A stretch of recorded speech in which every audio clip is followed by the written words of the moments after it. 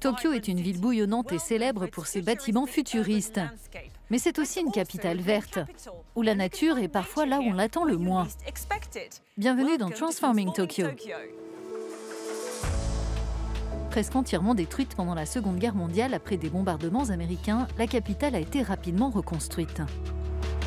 Aujourd'hui, elle compte 13,9 millions d'habitants et figure parmi les villes les plus densément peuplées au monde. Ici, le moindre mètre carré est exploité pour la vie urbaine.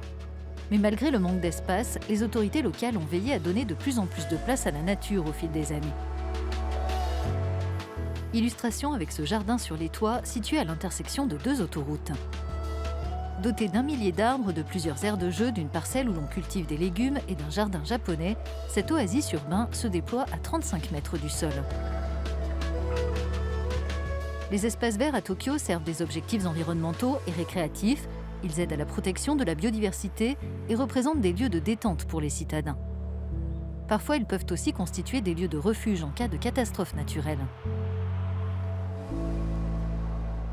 Quand on prend tous les espaces verts de la région métropolitaine de Tokyo, ils représentent environ 52% du total de sa superficie. Et quand on se concentre sur les 23 arrondissements de Tokyo, c'est environ 24%. Nous avons créé des zones de verdure, par exemple les parcs et espaces verts entre les bâtiments comme ici, et nous avons lancé plusieurs programmes pour en aménager de nouveaux. Du temps où Tokyo s'appelait Edo, les espaces verts étaient déjà appréciés.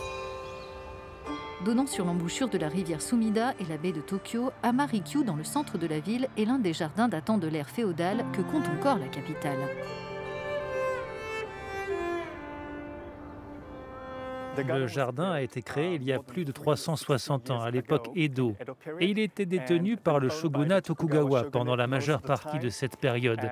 Il servait alors de résidence secondaire et d'annexe au château d'Edo, qui ensuite est devenu le palais impérial.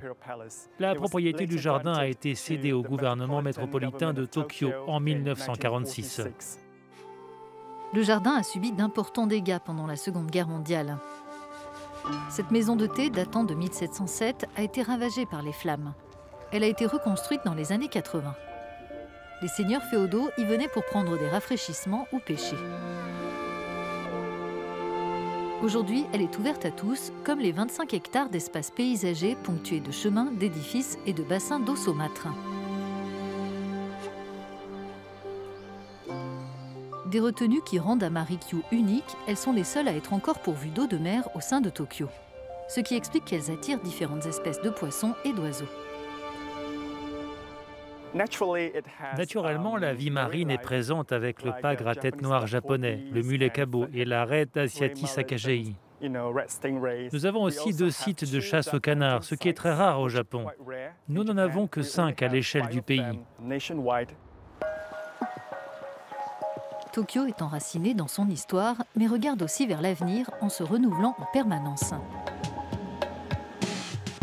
Dans le quartier tendance de Daikanyama, à Shibuya, Log Road est un exemple récent de régénération urbaine.